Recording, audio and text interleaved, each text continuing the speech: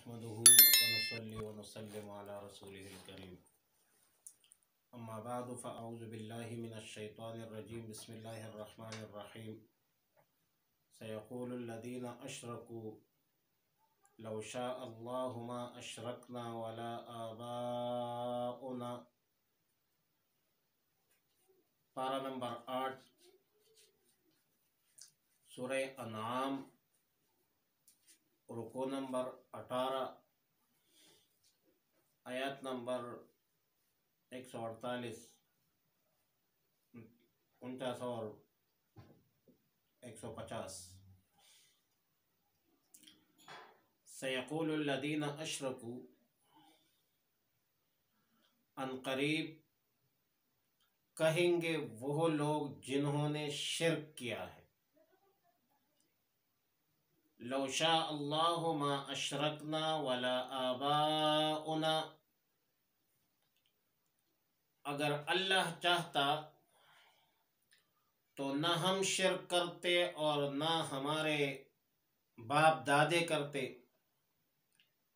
ولا حرمنا من شیء، اور نہ ہم حرام کر لیتے کوئی چیز،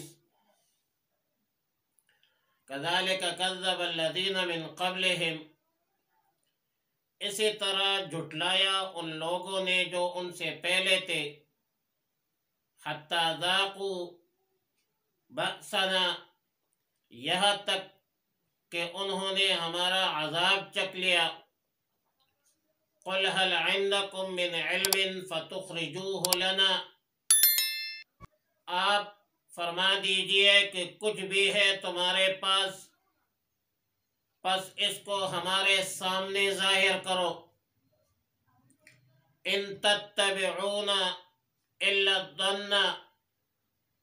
تم تابعداری نہیں کرتے مگر اٹکل کے اور اٹکل پر چلتے ہو، ان انتم الا تخرصون، اور نہیں ہو تم مگر صرف اٹکل سے باتیں کرنے والے ہو، صرف تخمین ہی لگاتے ہو، قل فللہ الحجۃ البالغہ، آپ فرما دیجئے کہ اللہ ہی کے لیے ہے حجت بالغہ، فلو شاء لہداکم اجمعین، پس اگر اللہ چاہتا تو ہدایت دیتا تم سب کو، قل ہلم شہداءکم الذین یشہدون، آپ فرما دیجئے کہ لاؤ اپنے گواہ کو جو گواہی دے، ان اللہ حرم ھذا، کہ اللہ نے حرام کیا ہے اس چیز کو، فَإِن شَهِدُوا فَلَا تَشْهَدْ مَعَهُمْ، پس اگر وہ گواہی دے تو آپ ان کے ساتھ گواہی مت دیجیے، وَلَا تَتَّبِعْ أَهْوَاءَ الَّذِينَ كَذَّبُوا بِآيَاتِنَا، اور آپ اتباع نہ کریں ان لوگوں کے خواہش کا جنہوں نے ہمارے آیاتوں کو جھٹلایا ہے، والذین لا یؤمنون بالآخرۃ، اور وہ لوگ جو یقین نہیں رکھتے آخرت کا، وہم بربہم یعدلون، اور وہ دوسروں کو اپنے رب کے برابر کرتے ہیں۔ دراصل انسان کا ایک عجیب مزاج کچھ ایسا ہے کہ گناہ کا ارتکاب بھی کرتا ہے، اپنے گناہ بد کے لیے حجت بازی بھی کرتا ہے، دلائل بھی ڈھونڈتے ہیں، غیر معقول اسباب اور وجوہات بھی تلاش کرتا ہے، اپنے مزاج اور طبیعت کے مطابق گناہ بد میں ترقی کی ضد بھی کرتا ہے اور عجیب عجیب حوالے بھی دیتے ہیں۔ اگر کوئی شخص کوئی گناہ پر آپ خبردار کریں تو گناہ پر خبردار کرنے والوں کا منہ بند کرنے کی کوشش کی جاتی ہے، الزامات لگائے جاتے ہیں، دلائل کے انبار لگائے جاتے ہیں اور ایسی طرح طرح کے دلائل تراشتے ہیں جو خلاف عقل بھی ہوتی ہے، خلاف نقل بھی ہوتی ہے اور زمینی حقائق سے دور بھی ہوتی ہے۔ آیت نمبر 148 میں مشرکین مکہ کو جب بتایا، یا جو دیگر مشرکین تھے، کہ تم اپنے خالق، مالک اور رازق کے ساتھ شرک کیوں کرتے ہو، حالانکہ اللہ تمہارا مالک ہے، خالق ہے، رازق ہے، پھر تم اپنی طرف سے اللہ کی عطا کی ہوئی چیزوں کے حوالے سے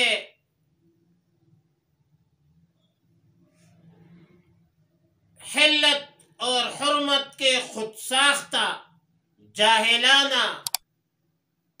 احمقانہ رسوم بھی جاری کرتے ہو، خود ساختہ قوانین بناتے ہو، اللہ کی حلال کی ہوئی چیزوں کو حرام اور حرام کی ہوئی چیزوں کو حلال قرار دینا نہ کرو یہ کام، اور پھر اللہ کے احکامات اور رسول اللہ صلی اللہ علیہ وسلم کے تعلیمات پر عمل درآمد سے تم گریز کرتے ہو۔ یہ کام نہ کرو، اللہ کے احکامات اور رسول اللہ صلی اللہ علیہ وسلم کے تعلیمات سے بغاوت مت کرو۔ تو اس کے جواب میں مشرکین نے یہ حجت نکالی کہ یہ جو کچھ ہوتا ہے یہ تو اللہ کی مشیت سے ہوتا ہے، ہم نے اور ہمارے آباء و اجداد نے جو شرک کیا ہے، حلال چیزوں کو حرام قرار دیا ہے، حرام چیزوں کو حلال قرار دیا ہے، اس میں تو اللہ کی مشیت اور ارادہ شامل ہے۔ اگر وہ ہمارے اس عقائد و نظریات اور اعمال سے ناراض ہوتے تو ہمیں کیوں کرنے دیتے تھے؟ اب ان مشرکین کے دلائل کا خلاصہ یہ ہے کہ اگر اللہ تعالیٰ نے ہمارے ان عقائد، اعمال باطلہ سے ناراض ہوتے تو ہمیں ان کاموں سے یہ کام کرنے نہیں دیتے، روک دیتے ہمیں۔ تو اس کے جواب میں اللہ تعالیٰ نے فرمایا کہ یہ بہانے تلاش مت کرو، یہ حجت نہیں ہے، یہ علم نہیں ہے، یہ دلیل نہیں ہے، یہ آج جو کچھ تم کہتے ہو كَذَلِكَ كَذَّبَ الَّذِينَ مِن قَبْلِهِمْ، تم سے پہلے لوگوں نے بھی یہ حجتیں نکالی، انبیاء کی تکذیب کی، انبیاء کو جھٹلایا، اور اس طرح تم بھی تکذیب کرتے ہو، رسولوں کی بھی تکذیب کرتے ہو، آیاتوں کی بھی تکذیب کرتے ہو، اور ان پر بھی عذاب آیا، ان کو ہم نے عذاب چکا دیا، اور تم بھی عذاب کا انتظار کرو۔ باقی ان لوگوں کے اپنے اعمال بد اور عقائد کی دلیل کہ اللہ راضی نہ ہوتا تو ہم شرک پر کیوں قائم رہنے دیتے تھے؟ اس کے جواب میں اللہ تعالیٰ نے فرمایا قل هل عندكم من علم فتخرجوه لنا، آپ فرما دیجئے کہ آپ کے پاس کوئی علم ہے ہمارے سامنے پیش لے ہو۔ اور ظاہر ہے کہ حل استفہام ہے، کلام استفہام انکاری ہے، اور مطلب یہ ہے کہ تمہارے پاس کوئی ایسی علم نہیں ہے جس پر دلیل قائم ہو۔ دلیل تو علم پر قائم ہوتی ہے، جہالت پر، حماقت پر کب قائم ہوتی ہے؟ ان تتبعون الا الظن، تم صرف گمان کے پیچھے چلتے ہو۔ وَإِنْ أَنْتُمْ إِلَّا تَخْرُصُونَ، تم صرف اٹکل سے باتیں کرتے ہو۔ یہ جاہلانہ احمقانہ دلیل تمہارا ایک خواب ہے، ایک خیال ہے۔ اللہ تعالیٰ نے انسانوں کو دنیا میں ابتلا اور آزمائش کے لیے بھیجا ہے، پیدا کیا ہے۔ اب آزمائش میں، امتحان میں کامیابی اس صورت میں ممکن ہوگی کہ جب تم اللہ کے احکامات اور رسول اللہ مبارک صلی اللہ علیہ وسلم کی تعلیمات پر عمل کرو۔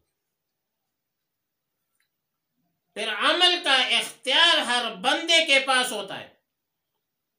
انسان مجبور ماز نہیں ہے۔ پر تدبیر کا دیدہ چت سورے پٹن کو دا تقدیر دے چی بدغا کوٹا ساسی۔ اللہ تعالیٰ کی حکمت بالغہ کا تقاضا یہ ہے کہ اللہ تعالیٰ نے ایک انسان کو عقل دیا ہے، شعور دیا ہے، عمل کی طاقت دی ہے، استعداد دی ہے، صلاحیت دی ہے، ذہانت دی ہے، حواس خمسہ دی ہے، لیکن عمل کرنے یا نہ کرنے کا اختیار انسان کے پاس ہوتا ہے۔ بے شک مشیتی الہی غالب رہتے، لیکن ایسا ہرگز نہیں ہے کہ جو کچھ وجود میں آئے اور اس سے اللہ پاک خوش، آپ قتل بھی کریں اور آپ کہ اللہ اس پر خوش ہے، اللہ کی مشیت سے ہوا ہے، ایسا نہیں ہے۔ اللہ تعالیٰ ان اعمال سے راضی ہوتے ہیں جس کے بارے میں احکام الہی کتابوں میں موجود ہے، قرآن کریم میں موجود ہے، رسول اللہ مبارک صلی اللہ علیہ وسلم کی تعلیمات میں اور دیگر انبیاء علیہ السلام کی وساطت سے عالم انسانیت کو پہنچایا ہے، بتلایا ہے، اور واضح صاف صاف بتلایا ہے۔ دو باتیں، اللہ کے احکامات اور رسولوں کے تعلیمات میں دو چیزیں، ایک اوامر ہے، ایک نواہی ہے۔ اوامر وہ ہے جو کرنے کے کام ہے، اس کے کرنے سے اللہ راضی ہوتا ہے، اور نواہی وہ ہے جو نہ کرنے کے کام ہے اور اس کے کرنے سے اللہ ناراض ہوتا ہے۔ پھر فرمایا قل فللہ الحجۃ البالغہ، آپ فرما دیجئے کہ اللہ ہی کے لیے حجت بالغہ ہے، یعنی اللہ کی حجت پوری ہے۔ رسولوں کو بھیجا ہے، کتابوں کو نازل فرمایا ہے، تعلیمات الہی عالم انسانیت تک پہنچ چکے ہیں۔ وَلَوْ شَاءَ لَهَدَاكُمْ أَجْمَعِينَ، اگر اللہ چاہتا تو تم سب کو ہدایت پر لے، چونکہ حق اور باطل کے وجود میں آنے اور حق اور باطل کے درمیان جو کشمکش ہے، اس میں اللہ کی بڑی حکمتیں ہیں۔ اس لیے جو ایصال الی المطلوب ہے، ہدایت کا ایک معنی، حقیقی معنی، وہ اس ہدایت سے اللہ سب کو نہیں نوازتا۔ البتہ راہ حق بتلانے والی ہدایت سب کے لیے عام ہے۔ اور آیت نمبر 150 میں فرمایا ہلم شہداء قل ہلم شہداءکم الذین یشہدون، آپ فرما دیجئے کہ اپنے گواہوں کو لے آؤ جس کا تم اتباع کرتے ہو، جن کے باتوں پر تم چلتے ہو، اور ان سے کہو کہ اس بات کی گواہی دو کہ یہ چیزیں جو تم نے حرام قرار دیا ہے، کیا ان چیزوں کو اللہ نے حرام قرار دیا ہے؟ لیکن وہ گواہی نہیں دیں گے. اور اگر بالفرض والمحال یہ لوگ گواہی دے تو آپ ان کے ساتھ گواہی مت دیجیے. فلا تشہد معہم، ان کی تصدیق نہ کریں، کیونکہ ان مشرکین کی گواہی جھوٹ پر مبنی ہے. ولا تتبع اهواء الذين كذبوا بآياتنا، آپ ان لوگوں کی خواہشات کا اتباع نہ کریں جنہوں نے ہمارے آیتوں کو جھٹلایا ہے، جو آخرت پر ایمان نہیں رکھتے، اعتقاد نہیں رکھتے، یقین نہیں رکھتے، بعد الموت کے قائل نہیں ہے، پھر شرک بھی کرتے ہیں رب کے برابر. وہم بربہم یعدلون، رب کے برابر دوسروں کو ٹھہراتے ہیں، شرک کرتے ہیں. اور ظاہر ہے کہ ان اللہ لا یغفر ان یشرک بہ ویغفر ما دون، اللہ شرک معاف نہیں کرتا، شرک بہت بڑا ظلم ہے. ان الشرک لظلم عظیم.